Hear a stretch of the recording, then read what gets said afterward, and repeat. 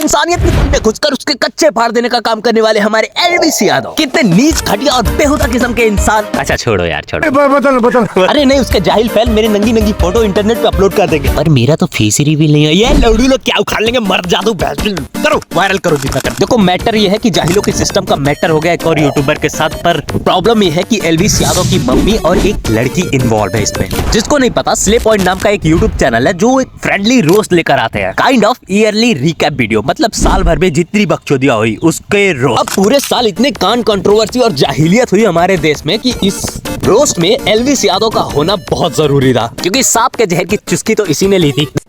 दरअसल इस वीडियो में जब एलवीस यादव को स्ले पॉइंट रोस्ट कर रहे थे तो उन्होंने एक क्लिप यूज कर ली जो कि एलवीस यादव की मम्मी का था, जो न्यूज चैनल पर इंटरव्यू दे रही थी। यहाँ पर एलवीस यादव को थोड़ा सा बुरा लगा कि मेरे ट्रॉमेटिक पास्ट को कोई ऐसे कैसे यूज कर सकता है, वो भी मम्मी का क्लिप यूज करके। फिर इसी बात पे ऑफेंड होकर एलवीस यादव ने एक ट्वीट कर दिया। अब इतने ट्रॉमेटिक पार्ट का कोई रिकैप दे देगा तो ऑफेंड तो होना जरूरी है भाई। रीजन स्टिल मिस्ट्री है, but according to Elvish Yadav he is innocent. जब एलवीस यादव ने देखा कि ट्वीट से कोई फर्क नहीं पड़ रहा है तो उन्होंने डायरेक्टली कांटेक्ट किया स्ले पॉइंट के मैनेजर से, जो इनके दोस्त, और उनसे एलवीस भाई ने बोला कि अब सिर्फ मेरी मदर का पार्ट ट्रिम नहीं होगा, जिस पार्ट में एलवीस का जिक्र है या फिर दिख रहा है कि ये इतना गंदा चेहरा है, उन सारे पार्ट को डिलीट, वीडियो डिलीट।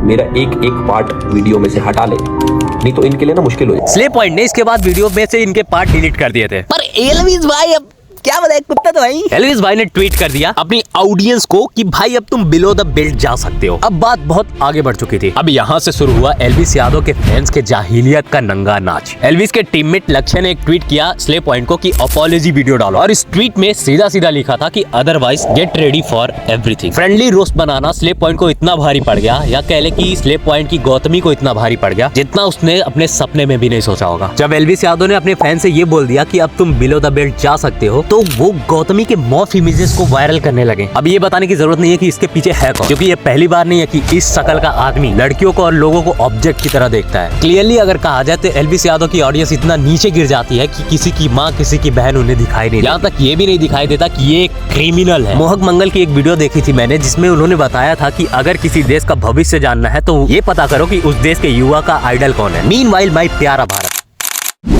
किसी भी पर्सन को गाली देना, किसी को हेट करना अलग बात होती है, पर लड़की की मॉफ्ड इमेजेस सर्कुलेट करना ये काफी अनएथिकल और अनएक्सेप्टेबल है। इस भंगी को ये पसंद नहीं आया कि किसी ने इसके मम्मी की क्लिप यूज कर ली अपने वीडियो में, एक फ्रेंडली रोस्ट वीडियो के लिए। तो ये सुअर इतना ऑफेंड हुआ कि ये भूल गया गौतमी एक लड़की है। कुछ लोग बोलेंगे कि अब इसमें एलवीस यादव की क्या गलती है कि उसके फैंस ने किया ये सब। तो भाई कोई भी क्रिएटर चूतिया नहीं होता, उनको उनके ऑडियंस के बारे में सब कुछ पता होता है। तो तुम्हें क्या लगता है कि एलवीस यादव जैसे क्रिएटर को उसके ऑडियंस के बारे में पता नहीं होगा कि वो क्या कर सकते हैं? जब इस जाहिल ने लीगल केस की धमकी दे दी थी तो इसको लीगल केस ही करना चाहिए था ना। अपने फैंस को बीच में इन्वॉल्व करके किसी के माँ बहन की इज्जत इस तरीके से उछालना कितना सही है? देखो ऑब्वियस सी बात है कि अगर तुम एलवीस यादव को फैन हो तो तुम्हें ये बातें समझ में नहीं आएंगी, और सीरियसली कुछ लोगों को नहीं आती तो वो कमेंट में गालियां देते हैं, तुम भी दे सकते हो। ये मॉफ्ड इमेजेस गौतमी के मेंटल हेल्थ पर किस तरीके से इम्पैक्ट करेंगे इसका अंदाजा भी किसी को नहीं है। बट एलवीस यादव की audience wants to become a cool guy. अगर इनमें थोड़ा सा भी सेंस होता तो इन्हें पता चलता कि कितनी लड़कियां हैं जो इस ट्रॉमा को झेल नहीं पाती और सुसाइड करती हैं। एलवीस के खुद की लाइफ के लौड़े लगे पड़े हैं, इसको खुद समझने चाहिए कि मेंटल हेल्थ कितनी ज्यादा इंपॉर्टेंट होती है लाइफ में। और जब बात किसी लड़की पे आती है तो वो सिर्फ लड़की तक सीमित नहीं रहती, खास करके तब जब इसी गंदी इमेजेस तुम जैसे घटिया लोग इंटरनेट पे सर्कुलेट कर रहे हो। सोचने वाली बात है कि एक टाइम पर एलवीस खुद एक रोस्टर था जो कि बिलो द बेल्ट भी जाता था। उस टाइम पे उसके जोक की तरह लिए जाते थे, पर जब अपनी बारी आई तो एक फ्रेंडली रोस्ट नहीं झेला गया इस जाहिल से। अब कहाँ की तेरी फ्रीडम ऑफ स्पीच?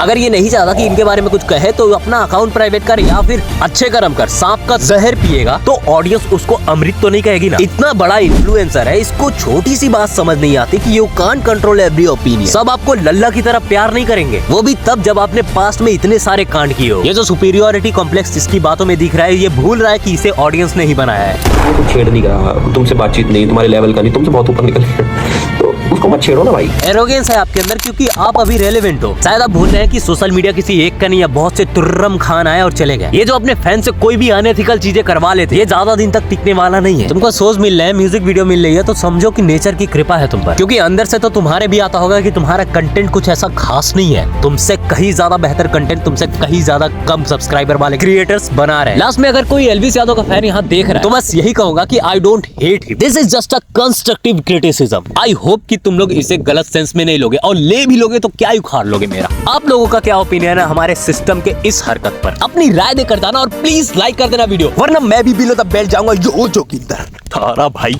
अपना ख्याल रखो, अपने माँ बाप का ख्याल रखो। बाय।